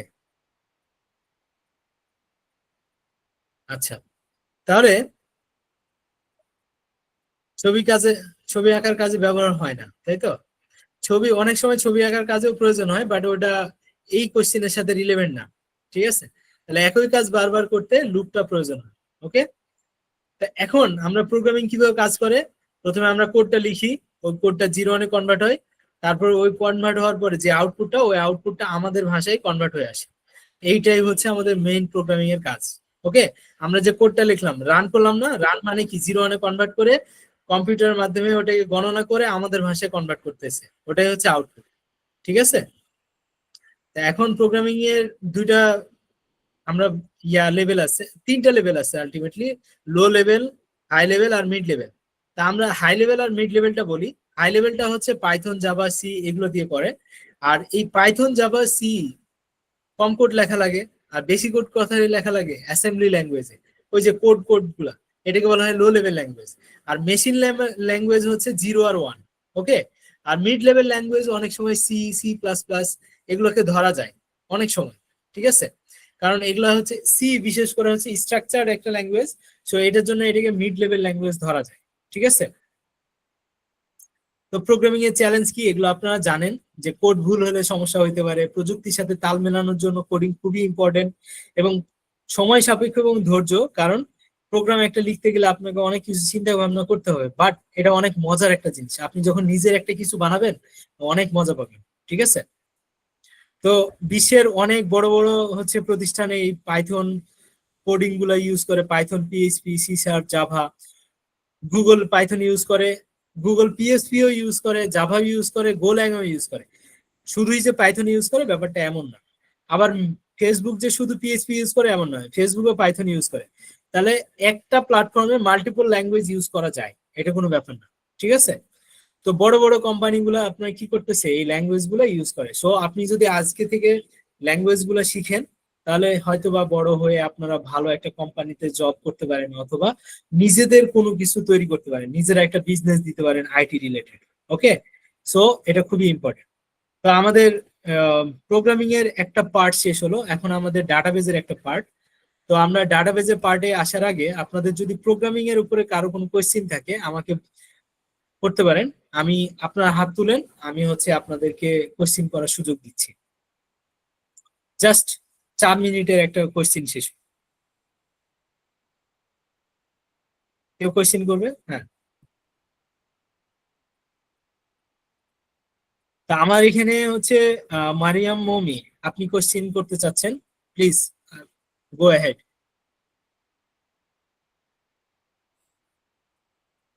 মারিয়াম মমি। আমরা যে প্রোগ্রামিংটা করতে চাচ্ছি, এখানকার লেভেলটা কি একদম মানে শুরু থেকে করতে হবে? আচ্ছা, এটা তো আইসিটি অলিম্পিয়াডের জন্য ক্লাস চলতেছে। তো আইসিটি অলিম্পিয়াড এই ক্লাসগুলো এবং আপনাদের যে আইসিটি ডিভিশনের মানে আইসিটি যে অলিম্পিয়াড, এটা হ্যাঁ। শেষ হলে আমরা আবার চেষ্টা করব যে আপনাদেরকে 0 থেকে মিড লেভেল পর্যন্ত কিভাবে প্রোগ্রামিংটা শেখানো যায়। এটা আমরা তো আইসিটি আমাদের অলিম্পিয়াডের সাথে কথা বলবো। যে আপনাদের আমরা যে আজকে ক্লাসটা করলাম, এখান থেকে ঠিক কি ধরনের মানে কোশ্চেন আমাদেরকে দেয়া হবে? আচ্ছা, ওই যে কোশ্চেনটা দেখলেন যে লুপ কি কাজ করে, লুপের কাজ কি, হ্যাঁ। কন্ডিশনের কাজ কি, অপারেটর কি কাজ করে, তারপরে ভ্যারিয়েবল কি জিনিস, এই ধরনের কোশ্চেন গুলো আসবে। আপনাদেরকে কোড লিখতে বলা হবে। ঠিক আছে, বা কোড মানে আসবে। অপশন দেয়া থাকবে, আমরা সেটা জাস্ট হ্যাঁ, হ্যাঁ, অ্যান্সার করব। দেওয়া থাকবে, মাল্টিপল চয়েসে আপনার অ্যান্সার। ঠিক আছে, তা আপনাদের ড্যাশবোর্ডে এটার উপরে কিভাবে কোশ্চেন আসে এটা ডেমো দুটা আপনারা কুইজ দিতে পারবেন, কুইজ গুলা দিলে আপনারা বুঝতে পারবেন। ওকে, ওকে। এরপরে জুনোসিল, আপনি কি কোশ্চেন করতে চান বলেন। তার মানে যে প্রশ্নগুলা করা হয়েছিল এই প্রশ্ন ওকে, ওকে, গুড। তারপরে হচ্ছে তাওহিদ, আপনি কিছু বলতেছেন? স্যার কারণ হাই আমি লেভেল ল্যাঙ্গুয়েজ মানে কি একটু হাই বলতেন লেভেল যদি। ল্যাঙ্গুয়েজ হচ্ছে যে ল্যাঙ্গুয়েজটা আপনার মানে পড়লে বা বুঝলে দেখলেই বোঝা যায়। যেমন আমরা যে ল্যাঙ্গুয়েজে কথা বলি এটাও একটা হাই লেভেল ল্যাঙ্গুয়েজ। আবার পাইথনের যে কোড লিখলাম এটা দেখলে তো আপনি বুঝলেন যে হোয়াইল মানে কি, যখন এটা করবে তারপর এটা, তার মানে আপনি ওটা পড়ে বুঝতেছেন। কিন্তু যদি আপনাকে বলা হয় 01000100, এটার মানে কি আপনি বুঝবেন? কিন্তু ওটা কম্পিউটার ঠিকই বুঝবে। তো ওটাকে বলা হয় লো লেভেল ল্যাঙ্গুয়েজ। আর আমরা যে ভাষায় কথা বলি বা লিখি সেটা হচ্ছে হাই লেভেল ল্যাঙ্গুয়েজ। ওকে, হ্যাঁ স্যার ঠিক আছে। ওকে, এরপরে বলেন সন্দীপ, আপনি কিছু বলবেন, সন্দীপ মাহাতো? জি স্যার। স্যার আমরা তো সাধারণত প্রোগ্রামিংটা লিখে থাকি একটা সফটওয়্যারের মধ্যে, কিন্তু সেই হ্যাঁ, প্রোগ্রামিং লেখা শেষ করার পর সেটাকে একটা অ্যাপে রূপান্তর যখন করা হয়, সেটা কিভাবে করা হয়? আচ্ছা, আমি যেহেতু একজন ডেভেলপার, আমি আপনাকে আজকে একটা ডেমো দেখাবো।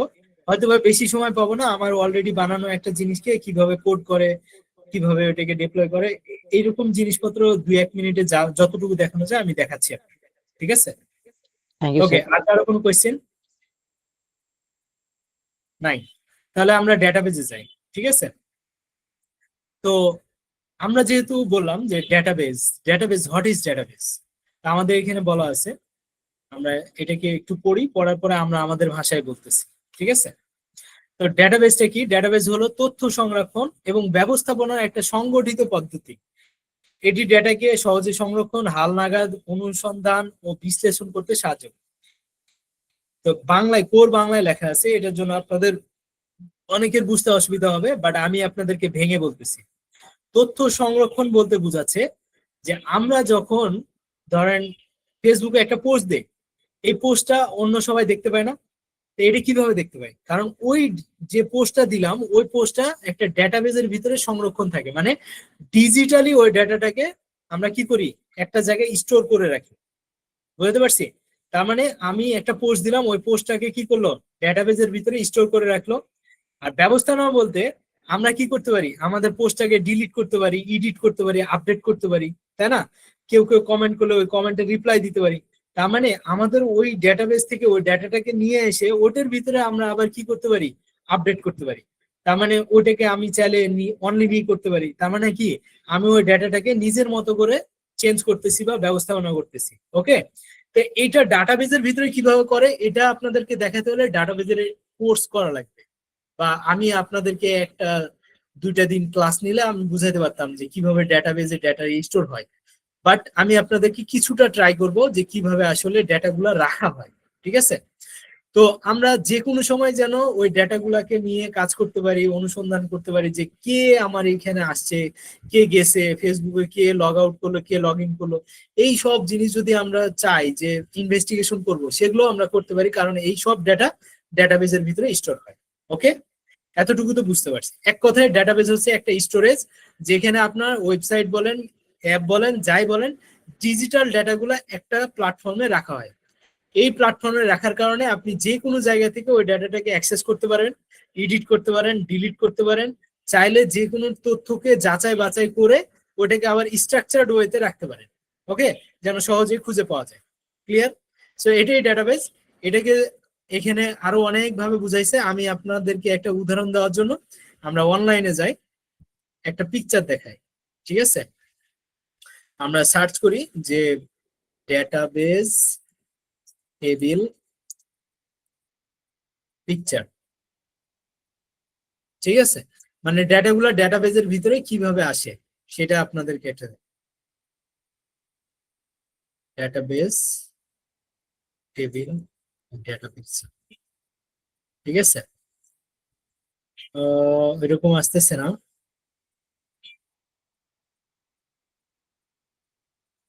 Table in database. ঠিক আছে? ওকে, এখন কিছুটা আসছে। তো এটাও দেখানো যায়, এটা দেখলেও কিছুটা বুঝবেন যে আসলে ডেটাবেজের ভিতরে টেবিল কিভাবে থাকে, মানে ডেটা কিভাবে থাকে। দেখেন, এখানে বলতেছে, এখানে দেখেন, এটা একটা টেবিল। এই টেবিলের ভিতরে আমরা ডেটাগুলোকে সাজায় সাজায় রাখি। তো টেবিলের দেখেন 2টা জিনিস আছে, একটা হচ্ছে কি কলাম, আর একটা হচ্ছে রো। তো এই রো বরাবর গেলে একজনের ফুল ডেটাটা আপনি পাবেন, আর কলাম বরাবর আসলে ওই টাইপের যত ডেটা আছে সব পাবেন। যেমন এই কলামটা হচ্ছে ডেট, তার মানে এই বরাবর যত যাবেন সবগুলাই ডেটই পাবেন, অন্য কোনো কিছু পাবেন। কাস্টমার আইডিতে আসবেন, এখানে শুধু আইডি পাবেন, অন্য কিছু পাবেন না। আইটেম কোডে আসলে দেখবেন কোডই পাবেন, আর কিছু পাবেন না। বাট যখন এই বরাবরে যাবেন তখন দেখবেন যে নাম্বার 1 পারচেজ যে করছে, সে কত তারিখে করছে, তার আইডি নাম্বার কত, সে, তার মানে একজনের পুরো ডাটাটা রো বরাবর থাকে। তাহলে এই রো বরাবর আরেকজনের ডাটা, এই রো বরাবর আরেকজনের ডাটা। তো এই যে ডাটাগুলো রো বরাবর রাখতেছি, এটাকে বলতেছি আমরা রেকর্ড। ঠিক আছে। আর টেবিলের নাম কি? সেলস। তার মানে সেলস রেকর্ডটাকে আমরা কি করতেছি? ডিজিটালি রাখতেছি। এখন এই টেবিলগুলা কি করে? আরেকটা টেবিলের সাথে সম্পর্ক থাকে, এটাকে বলা হয় রিলেশনাল টেবিল বা রিলেশনাল ডেটাবেস। ঠিক আছে। তা আমাদের এখানে কিছু ডেটাবেজের প্রকারভেদ আছে, আপনারা চাইলে দেখতে পারেন। এই যে এখানে কিছু ডেটাবেজ আছে, আপনাদের এখানে বলাই আছে কিভাবে কাজ করে। তা আমরা এত ভিতরে যাইতে চাচ্ছি না, আমরা হচ্ছে আগে বুঝতে চেষ্টা করতেছি ডেটাবেজে আসলে থাকে কিভাবে।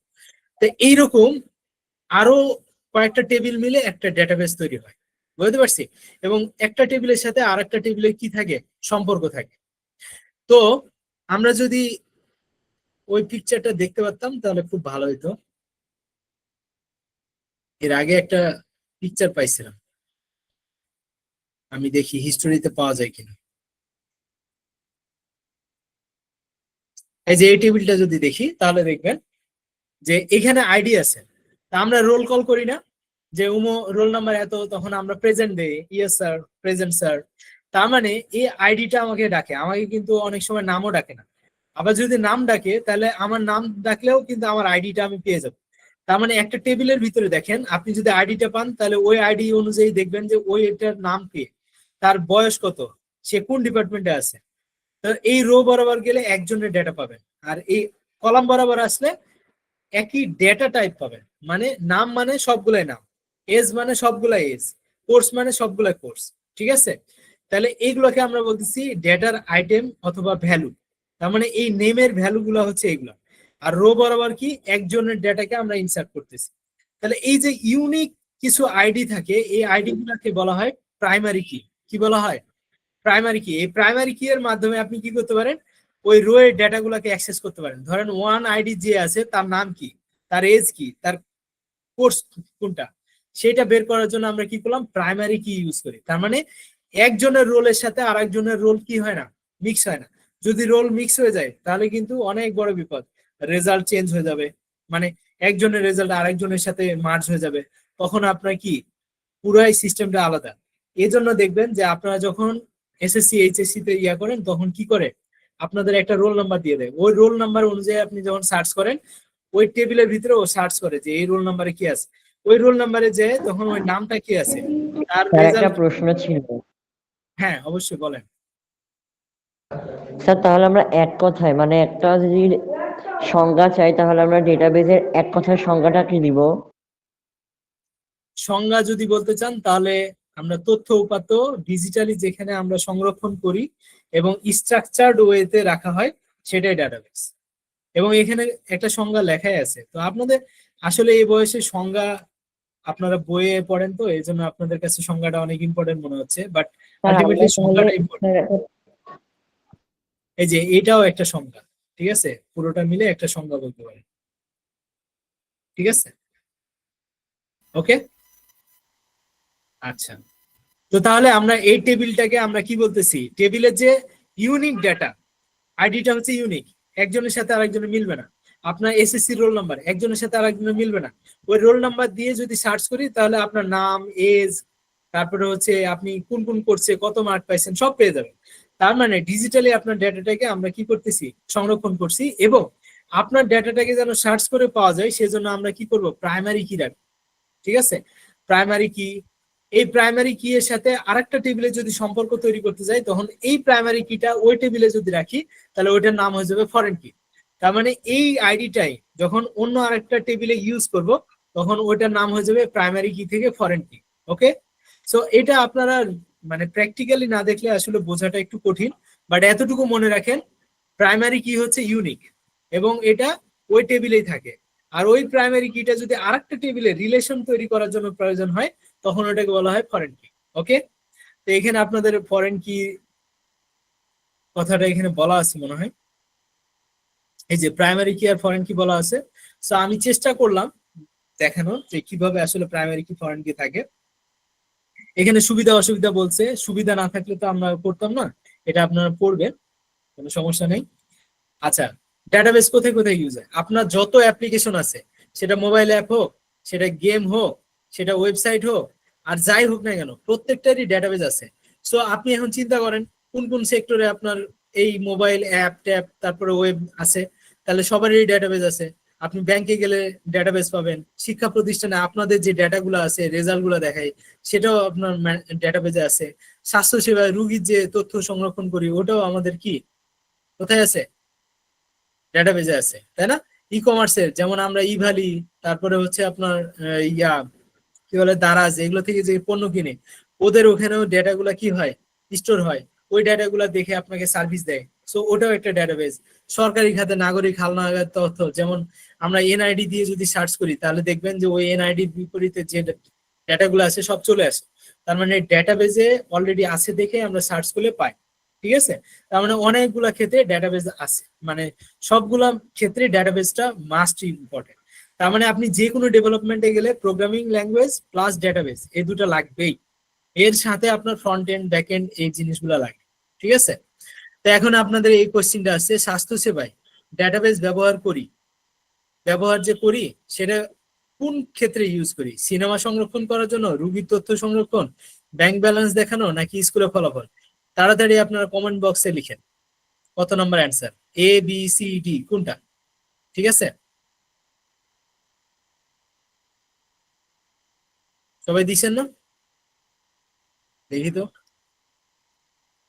কেউ অ্যান্সার লিখতেছেন? ওকে ওকে, বি। তারা যারা বি লিখছেন তারা আজকে বিজয়ী, ঠিক আছে? বি হচ্ছে সঠিক অ্যান্সার।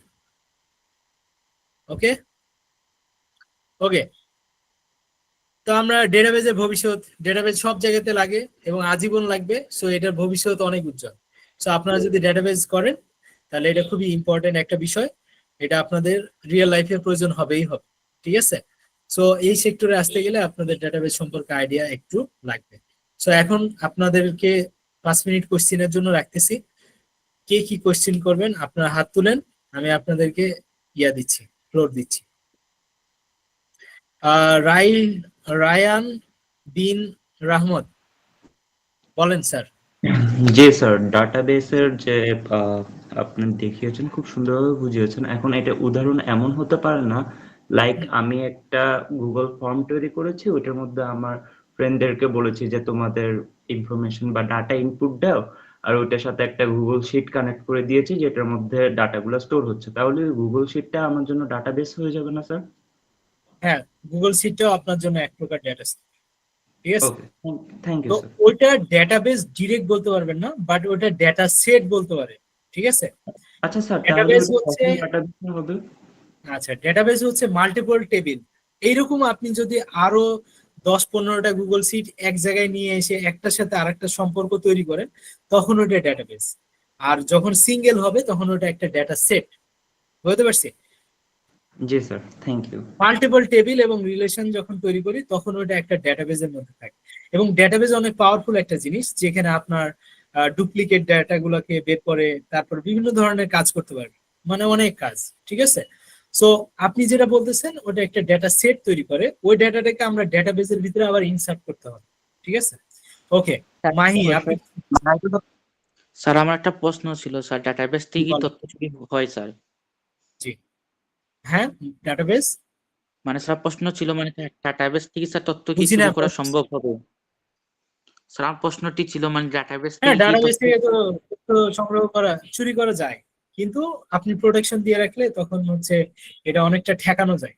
বাট ডিজিটালি যে কোনো জিনিস, শুধু ডেটাবেস বলে না, যে কোনো জিনিস আপনার যদি সিকিউরিটি ব্রিচ করে তাহলে আপনার ওই ডাটা নিয়ে যেতে পারবে। কেন ফেসবুকে একবার $1,000,000 হচ্ছে ফাইন দিল না, ডেটা এই ওদের ডেটাবেস হ্যাক হয়ে গেছিল এই জন্য। জি স্যার। Okay, thank you. আর একটা কোশ্চেন নেব, তহিদ সাহেব কিছু বলবেন? হ্যাঁ স্যার, ডাটাবেস কি চেঞ্জেবল হয়? হ্যাঁ, ডেটাবেস চেঞ্জেবল হয় মানে স্যার এটা কি চেঞ্জ করা যাবে? ডেটাবেসের ডেটা চেঞ্জ হয়, হ্যাঁ। ঠিক আছে? ওকে, আর যদি কারো কোনো কোশ্চেন থাকে, বায়েজিদ কিছু বলবেন?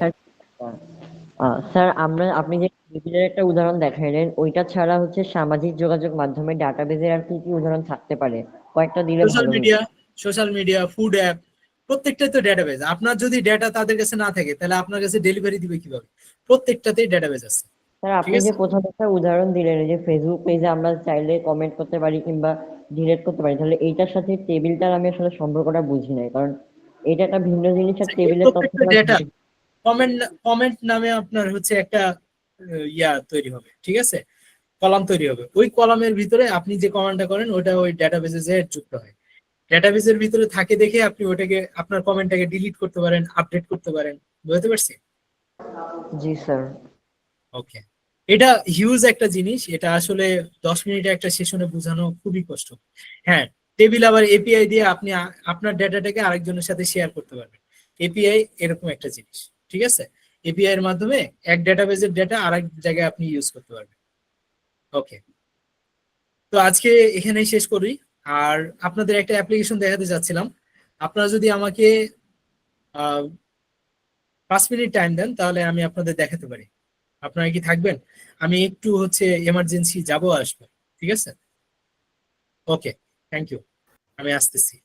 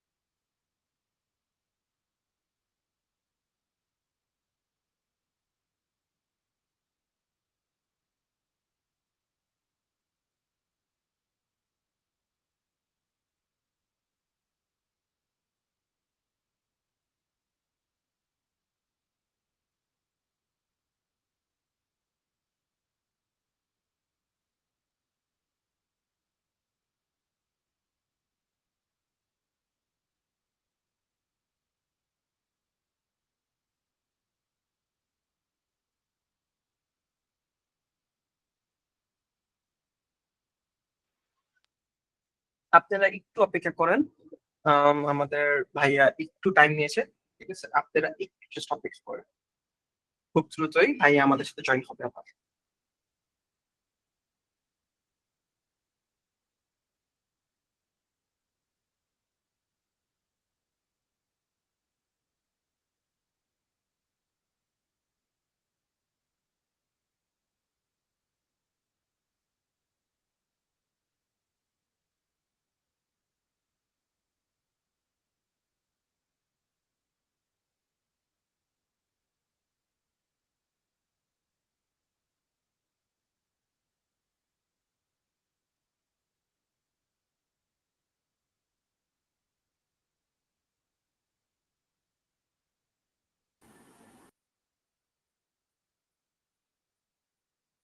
ওকে, থ্যাংক ইউ।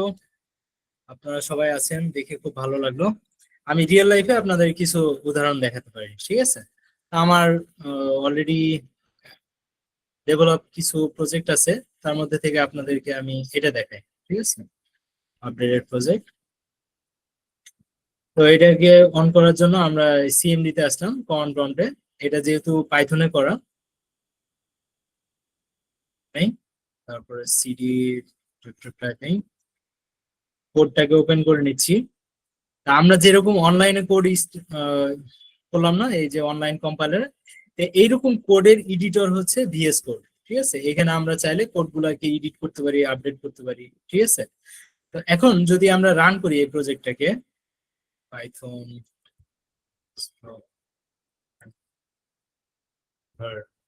ঠিক আছে, সার্ভার দিয়ে রান করলাম। কোড গুলো দেখতেই পাচ্ছেন, এখানে অনেক কোড আছে। সার্ভারটা রান করলে আমরা তখন আপনাদেরকে দেখাই যে এইটা কিভাবে কাজ করে। এটা ডাটাবেসটাও আমি দেখাচ্ছি, প্রোগ্রামিং গুলাও দেখাচ্ছি। ঠিক আছে,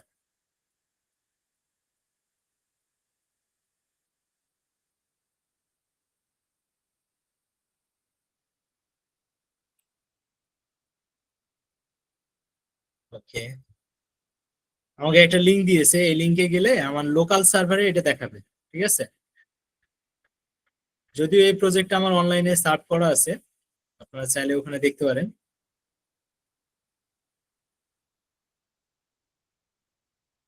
ওটা কি নামে আছে, আচ্ছা। তো এই ওয়েবসাইটটা আমার বানানো, যেখানে আপনি টাইপিং করতে পারবেন। ঠিক আছে, তো এখানে টাইপিং টেস্ট করবেন। তো আপনি 30 সেকেন্ডে দিলেন। হ্যাঁ, আপনি যদি লগ ইন করেন তাহলে আপনার ডেটাগুলো ব্যাকএন্ডে চলে যাবে। ধরেন আমি লগ ইন করি।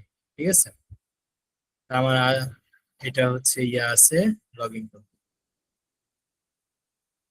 তা আমার লগ ইন করার পরে এরকম একটা ড্যাশবোর্ড আসবে। ড্যাশবোর্ডে যদি আমি যাই তাহলে আমি দেখতে পাবেন যে আমি কিভাবে কি করছি, আমার টোটাল স্কোর কত, অ্যাভারেজ ডাব্লিউ মানে ওয়ার্ড পার মিনিট কত, তারপর অ্যাভারেজ অ্যাকুরেসি, টোটাল টেস্ট কয়টা দিছি, তারপরে আমার প্রোগ্রেস কিরকম হয়েছে, কারেন্ট কিরকম। ঠিক আছে, আবার আমরা যদি চাই যে এটার ড্যাশ মানে ডেটাবেসটা দেখবো, আপনারা তো ডেটাবেস দেখতে চান তাই না, তাহলে আমরা এখন অ্যাডমিনে যাই। এই যে দেখেন, এটা হচ্ছে অ্যাডমিন প্যানেল, এইগুলো হচ্ছে আমাদের ডেটাবেস। এই ডেটাবেসের ভিতরে এই 4-5টা হচ্ছে টেবিল, এই 2টা টেবিল, এই 4টা টেবিল। ঠিক আছে, তো এটা আপনার পাইথনে ইন্টিগ্রেটেড ব্যাটারিজ নামে একটা ব্যাপার আছে, সেটার ভিতরে ইন্টিগ্রেটেড এইগুলো ডেটাবেস, যার কারণে আপনি এখানে দেখতে পাচ্ছেন। আর যদি রিয়েল লাইফে ডেটাবেস দেখতে চান তাহলে এই যে এটা হচ্ছে ডেটাবেস। ডেটাবেস দেখতে এরকমই হয়, এই যে এরকম। এই যে দেখেন ইউজার, তো এখানে দেখেন কিছু টেবিল আছে, এই টেবিলের ভিতরে আইডি আছে, ইউজার নেম, প্রাইমারি কি। তা আমরা এই এখানে যেটা আছে সেটাই আবার এখান থেকেও দেখতে পাবেন। আপনি ইউজারে যান, তা আমার এখানে বেশ কিছু ইউজার আছে। রোমান নামে আছে, হ্যালো, আনিকা, তারপরে এটা রেজামিয়া, এটা। তো এদের মধ্যে কতজন সুপার ইউজার আছে, কি আছে, তাদের ফার্স্ট নাম কি, তারা কবে জয়েন করছে, লাস্ট লগ ইন কি ছিল, সব ডাটা আছে। ঠিক আছে, আবার ব্লগ পোস্ট, আমি কি কি ব্লগ পোস্ট করছি, সব ধরনের ব্লগের পোস্ট গুলা সব এখানে আছে। ঠিক আছে, এবং ওই ব্লগ পোস্টের ভিতরে যদি আমরা যাই তাহলে ডেটা গুলো দেখতে পাবো, টাইটেল কি ছিল, ডেসক্রিপশন কি ছিল। ঠিক আছে, তারপরে পোস্টের ডেট, মানে আমি কবে পোস্ট করছি, এটা হচ্ছে আগস্ট মাসের 1 তারিখে আমি পোস্ট করছি। কয়টার সময়, 9টা 9 মিনিটে 32 সেকেন্ডে। ইমেজটা কি ছিল এখানে দেওয়া আছে। আচ্ছা, খুঁজে পাচ্ছে না এখন আপাতত, এটা ডাউনলোড করে দেখতে হয়। ঠিক আছে, তো এইভাবে আমরা এখানে দেখতে পারি। এখন চাইলে আমি এই ডেটাটাকে আপডেট করতে পারি। ধরেন এখানে টাইপিং আছে না, টাইপিং এ শুধু টি দিব। টি দেওয়ার পরে এটাকে যদি আমি সেভ দেই তাহলে ডাটাবেজে ওইভাবে সেভ হবে। এই যে দেখেন টি চলে আসছে। তাহলে ডেটাবেজে থাকলে না আপনি এডিট করবেন, আপডেট করবেন, ডিলিট করবেন। বাট যদি ডেটাবেজেই না থাকে, মানে ডেটাই না থাকে, তাহলে আপনি ওটাকে এডিট আপডেট কিভাবে করবেন? তার মানে আপনারা যে কমেন্ট টমেন্ট করেন সবকিছুই কি করে ডেটাবেজের ভিতরে থাকে, যার কারণে আপনারা ওটাকে ডাইনামিক্যালি দেখতে পান, পরবর্তীতে লগ ইন গুলো আবার দেখতে পান। বুঝতে পারছি? সো এরকম ডেটাবেস গুলো হয়, টেবিল গুলো দেখতে হয়। ঠিক আছে, টেবিলের যে কলাম গুলা, এগুলো হচ্ছে এক একটা কলাম। ঠিক আছে, এটা একটা কলাম, কোম্পানি একটা column, location, post date, image, এগুলো একটা কলাম। স্কোর দিয়ে যদি দেখতে চান, এই যে আসাদ এত স্কোর করছে, এটার ভিতরে যদি ঢোকেন তাহলে ইউজারকে আসাদ টোটাল স্কোর কত, টোটাল টেস্ট কত, তারপর এভারেজ ডাব্লিউপিএম মানে ওয়ার্ড পার মিনিট কত, তারপর এভারেজ অ্যাকুরেসি কত, বেস্ট ডাব্লিউপিএম কত, বেস্ট অ্যাকুরেসি কত, যেটা আমার এই ড্যাশবোর্ডে আমি এইভাবে দেখাচ্ছি।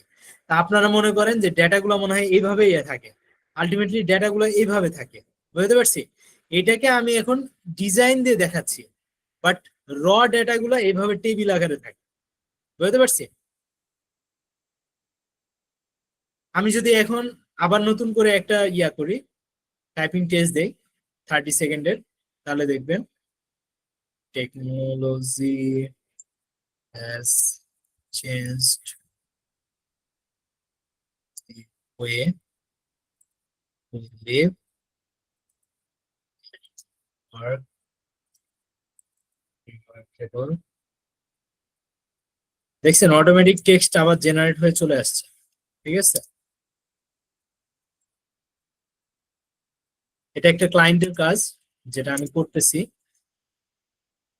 তা আমার দেখেন 30 সেকেন্ডে আমি কি করছি, 21 পয়েন্ট পাইছি, না 61 পয়েন্ট পাইছি 100-100-র মধ্যে। আমার 1 মিনিটে এভারেজে আমি 35টা ওয়ার্ড লিখতে পারি, অ্যাকুরেসি ছিল 100%, আমি কোনো ভুল করি নাই। আমি কারেক্ট করছি এন্ট্রিজ হচ্ছে 87টা, ইনকারেক্ট 0, ফিক্সড মিস্টেক একটা, তারপর টোটাল এন্ট্রিজ হচ্ছে 87টা। ফিক্সড মিস্টেক বলতে আমি লিখে ফেলছি আবার ওটাকে পরে কেটে দিয়ে ঠিক করছি, ওটা বোঝাচ্ছে। তারপরে রো স্পিড, মানে আমি আর এই যে দেখবেন ASDF আপনার কিবোর্ডে এগুলোকে বলা হয় এক একটা রো, ওই রো এর স্পিড কত, ঠিক আছে? তারপরে হচ্ছে কি স্পিড কত, কমপ্লিট ওয়ার্ড হচ্ছে 15টা, টোটাল টাইম হচ্ছে 30 সেকেন্ড, ইরর রেট আমি ইরর করি নাই তাই 0। এখন আমি কোন কোন জায়গাতে আরো ভালো করতে পারতাম, স্লোয়েস্ট ক্যারেক্টার মানে কোন ক্যারেক্টার গুলো আমার মানে আরো একটু বাড়াইতে হবে, এই সব ধরনের ডেটা সে দিচ্ছে।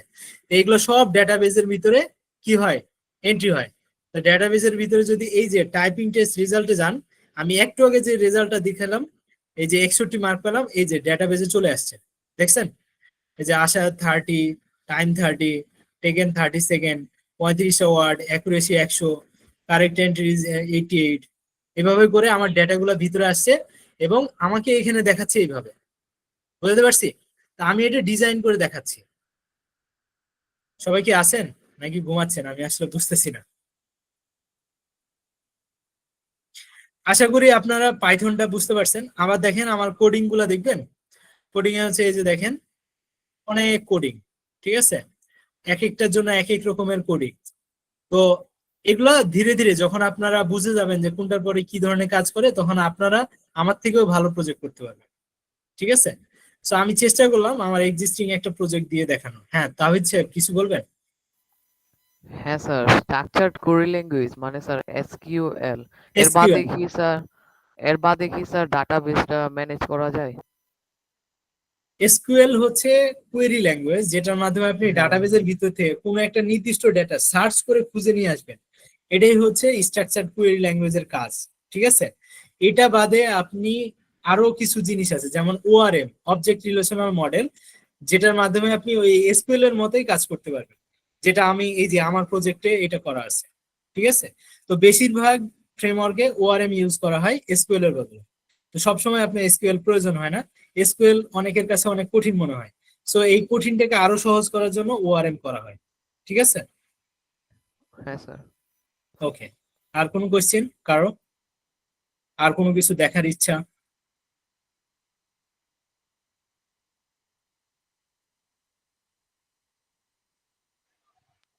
আই থিঙ্ক কারোর কোনো কোয়েশ্চেন বা কোয়ারিজ কিছু নেই, তো আচ্ছা, আমরা চলে আসছি ক্লাস এখানে শেষ করব। হ্যাঁ আজকের ক্লাসটা এখানেই শেষ করি।